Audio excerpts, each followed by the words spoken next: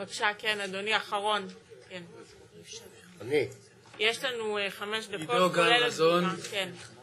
אני רוצה להציג לכם נתונים שאתם מפרסמים, שאתם אומרים פה בגלוי. אני הייתי לוחם גולני, גדוד 51. איך השם? איך קוראים לו? גל רזון, גל רזון. שיניתי את השם אחרי הצבא בגלל האירועים של הצבא, שיניתי הכל. בסדר?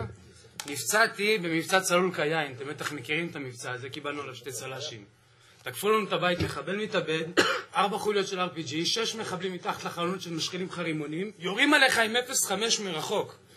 עכשיו, כל הבית מתפורר לך מול הפרצוף, חברים שלך מתפרקים לך, אתה נפצע ספציפית, נשבר לך הגוף, אבל אתה יוצא בנס. אז אני לוקח את עצמי בידיים ומפנה את הצמד של הטנק תחת אש.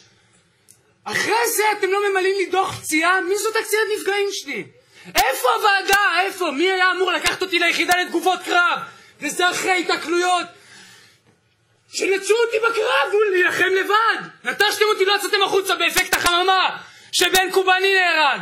לא הוצאתם לי כוח. ודוד זיני ואורן אלטמן דיברו איתך, משה צים, אתה היית מח"ט גולני, נכון? הייתי מח"ט גולני. אני הייתי גם גולנצ'יק, למה אתם לא מטפלים בי?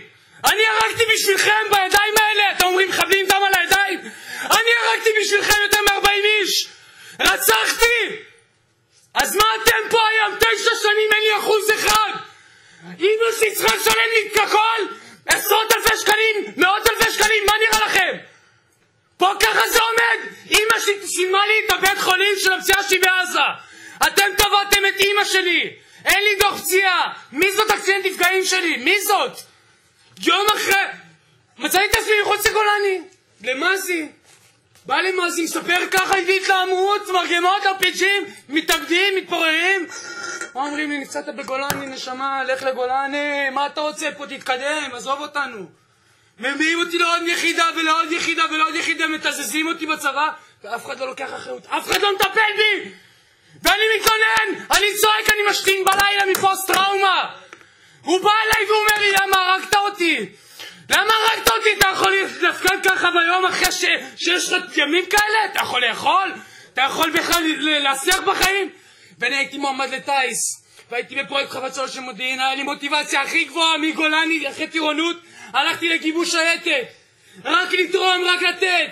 כל המשפחה שלנו תרמו בצבא. עגלת רזון שהוציאה את הטנקים מהתעלת סואץ, רזון שמשפחה שלי זה אח של סבא שלי, קראו לו מר חלוץ. אתם פה בזכותנו. יש לכם עוד משהו להגיד? כי הנתונים שאתם מציגים הם שטויות. שקר. את יודעת את זה ואתה יודע את זה, וגם אתה יודע את זה. כולכם פה, כל המערכת כשלה, כל המערכת. איך מחבל מקבל כסף ואני לא? איך מחבל מקבל טיפול ואני לא? יחידה לתגובות קרב 5 שנים אחרי שאני כבר כאילו מפרקים שוחרר, לא ידעתי שזה קיים. אני מגיע להם, אומרים לי לא, המצב שלך כבר חמור מדי, אנחנו לא יכולים לטפל בך. גם מהם קיבלתי סירוב. גם מהם. עכשיו אתה אומר זכאים לטיפול רפואי בזמן שהגשת תביעה? למה אני בכלל צריך חוות דעת רפואיות? אני נפצעתי מול לחימה. אני נפצעתי בלחימה. עידו, תן לי לדבר. אני מלי רזון, אני אמא שלו, אני אחות בהדסה, 35 שנים מנהלת היום מחלקה. שנים עבדתי בטיפול נמרץ, יודעת לטפל בחולה מונשם, בחולה מורכב, לא יודעת לטפל בהתפרצויות האלה שאתם רואים. הוא מתפרץ פה 3 דקות ואתם מזועזעים. אליי זה היה ככה, בצורה הזאת, במשך שנים, ואני לא יודעת להתמודד עם זה. הרסתי את כל המשפחה שלנו, הרסתי. הלכתי בעצמי לעזרה של פסיכולוג בהדסה, בוא תעזור לי להתמודד עם זה.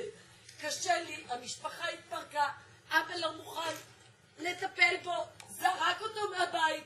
פסיכיאטר אמר לי, הוא מתפרץ עליי, תזרקי אותו מהבית. זרקתי אותו מהבית, זה היה לפני שנה. הוא אמר לי, גם אם הוא יתגלגל ברחובות, תזרקי אותו מהבית אם הוא צועק עליי. איפה אני? הוא רוצה עזרה, הוא בסך הכל ביקש עזרה. שלחתי אותו לפסיכולוגים, שלחתי אותו לפסיכיאטרים פרטיים, הכל פרטי. כשהוא הלך לפסיכיאטר בהדסה, והתחיל לדבר ככה והתפרץ. הם לא רוצים לשמוע אותי. אתה יודע מה? לא רוצה לשמוע אותך, לא רוצה לטפל בך אם אתה מתפרץ. אבל זאת המחלה שלי שאני מתפרץ ולא מטפלים. זאת המחלה שלי. עכשיו את הוועדה, אני יעיפו אותי משם מהוועדה. לא ייתנו לי לדבר ככה, כי זה הדיבור שלי. שהוא לא קטוע יד, לא קטוע רגל, לא עיוור, ואין לו חייסר בגולגולת, יש לו. גם אלה, הוא נראה לכם שלם, בריא וחסון, אבל הוא מרוסק. אני שלחתי בחור שהיה מלח הארץ, בסדר? התקבל לטייס ואמר לי, אמא, אני לא רוצה להיות טייס, אני רוצה להיות לוחם, אני רוצה להיכנס במחבלים. אז תהיו רגישים גם לפוסט-טראומה ולהעלות את המודעות הציבורית לפוסט-טראומה. רגע, הוא 3 שנים מחכה לוועדה. תודה. תגיד את זה.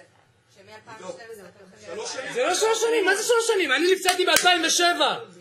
איפה מ-2007 3 שנים? עכשיו גם את הרטרואקטיבי הם יביאו לי רק על זה שהגשת את הוועדה. לא! אתם תשלמו לי מ-2007, לא מאז שהגשתי, כי אני ילד בן 20 פצוע, לא יודע! לא יודע, מאיפה אני אמור לדעת את הדברים האלה? אני התפרץ עם מחלה! אני לא ידעתי!